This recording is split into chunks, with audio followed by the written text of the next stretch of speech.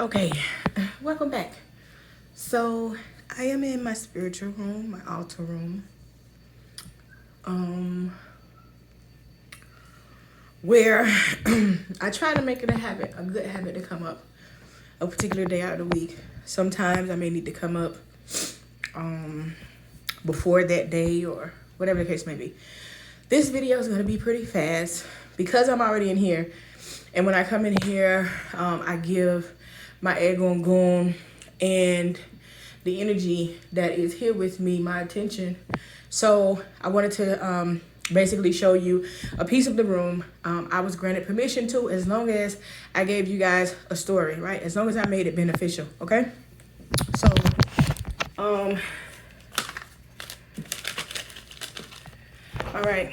So this is Obatala, okay? Now, Obatala is when I set up the deity spaces, right? It's not like they live in these spaces, right? You would need to get a shrine from the place that they are from, Africa. They have them in Cuba, Brazil, things like that. When it comes to the tradition, right, into spirituality, there's a lot of people that are in the United States that do know a lot, right? But try to get your work done outside of the United States, and try to deal with people that frequent outside of the United States, okay? It's something about embodying the spirits in other places where they actually live. And if you can deal with somebody that is of Africa, right, that's amazing. Okay, so this is my Obatala space. Today is cleaning day. As you can see, the glasses are halfway full. So on the ones that I'm going to show you, the glasses are halfway full. So you'll see that particular energy. I removed some things off of there that I couldn't show you guys from the Obatala space. But that's the Obatala space. Those are his tools. Okay, this is the closet in this space. I told you guys I had a whole bunch of candles at home already, so the ones I just purchased I got with that. Okay, now again, these came from the dollar store, right? But they are candles. It's all about your intention. And so here's where the story time comes in at. But make sure you pull this plastic off, okay? And for the ones that just have a label, make sure you pull those labels off, okay? And you want to cleanse the candle, you can wipe it down with vinegar water and then use your Florida water. I have extra prayer mats and white cloths because I'm always creating in this particular space. So I'd rather be ready than have to get ready. Those are excess incense. Okay, so story time. 2019, I had came back to Georgia, and I don't know, I just know that I was being nudged, to come back to Georgia, right? And so when I came back to Georgia in my car. I had 3 bags with clothes in it. It's me and my 3 children, my smallest son playpen, and my laptop. That's it. I stayed in a room for 1 week, and then I got a place. And this place, I knew I wasn't going to be there long. Don't ask me how. I just knew it, right? And so in this time, this is the very end of July 2019, a week in this place. We moved into our apartment in August, and from August to the end of December, my life, I was going through my initiation, right? This was the ending of my initiation, okay? My spiritual journey, right, into knowing what I know, doing the research, becoming one with E5, understanding my egungun, my ancestors, and dealing with my ancestors, right? That was the first thing that I was taught to do, is to deal with my ancestors. And yes, I'm still focused on the candles, and this story time is about these candles. So the first thing that I was taught into understanding E5 was to connect with my egungun, your ancestors, right? Your ancestors walked this earth before you, right? And they laid down lineage for you to be able to be who you are. But think about it. Back in their day, they had to be secretive. They had to be private. They couldn't be out with what it is. So a lot of our egungun, they were Christians, or they had to be Christians in public until it was safe for them to pull away from the church. Okay. One of the things that I used to connect with my egungun once I'm coming in here, I play my ancestor call music. I light my lights. I have lights and I have candles. And while I'm working on my water for all of my altars, I'm listening to my music and I'm calling down the energy and I'm spending time with them, not on any phone, just the music and time. After I use my ancestor call music, I turn on gospel music. I am not Christian. I don't do anything that comes along with that. But when our Egun Gun were here, what were they, right? And so I want to summons the version of them, that was here, along with the strength and the power and the energy of that they have while they, are in the universe. So I use gospel music, okay? But fast forward from August to December, it was hell. And so a lot of people, they are out here, they're just trying things. They're told, okay, well, you gotta believe in God. We do believe in God. Okay, you gotta be a Christian. Well, wait a minute. That's the religion that our ancestors, pushed on us, right? And so by the time 2019 came, I was for sure that E5 was walking with me. I was for sure. I knew it. I didn't believe it. I knew it. When you believe, it's you are believing, I believe that's right. You're uncertain when you believe, right? But when you know, you know. And a lot of people, they don't listen to their intuition. They don't listen to their guidance. They listen to what the Egun before them, or your grandmothers and things like that. You listen to that, but they're empowering you, right? They can empower you from the other side to pay attention to your intuition. And a lot of times you guys are stuck on what your people are gonna say, right? What are your people gonna say if you did this? And they call it witchcraft, and they call it this, and they call it that. It doesn't matter what people say, right? We are all spiritual beings having a human experience. This is your destiny. This is your journey. You have to dive within, right? While I was going through what I was going through, right, I lost everything, car and all of my clothes, all of my furniture, everything, right? I left everything behind. E5 wanted me to start over, right? Fresh hair, fresh everything. And once I started over at the top of 2020, that's when my entire life got back to normal and then exceeded, well beyond my wildest dreams, right? So what I want to tell you is that the entire time that I was going through what I was going through, there was a dollar store, a Dollar Tree that was about 10 minutes from my house, okay? And I didn't put any furniture in there because, my Ori, right, my head, that's the spirit that's in your head that talks to you, that's your Ori. My Ori kept saying, don't furnish this place. Don't furnish this place. I ain't never had a place that I ain't had no furniture. So I'm like, I trust you. But the one thing that I did was I leaned on E5 the entire way. Every single week, every single 2 weeks when I got paid, I was going to the dollar store, buying these candles, coming back home, peeling them off, washing them with vinegar, putting my Florida water on there.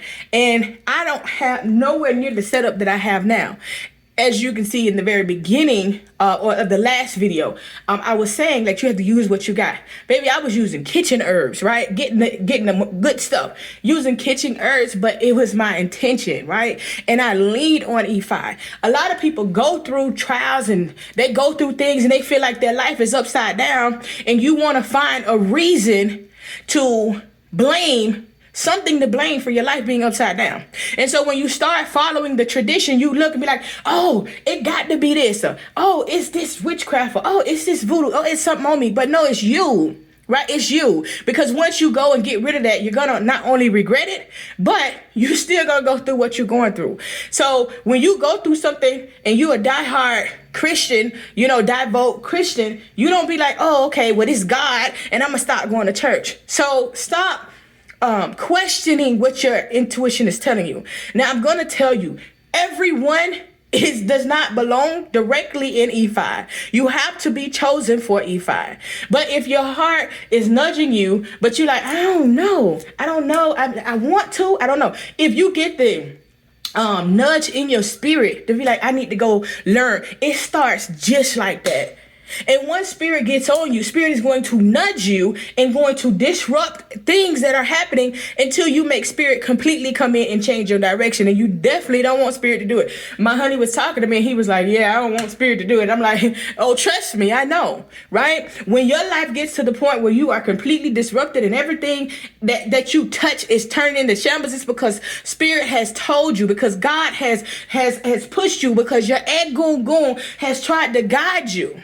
And you did not listen. So no matter what you're going through, never leave the spirit that is within you. Always align your ori, right? Always ground your energy and lean on E5. So those were like some of the hardest months of my life.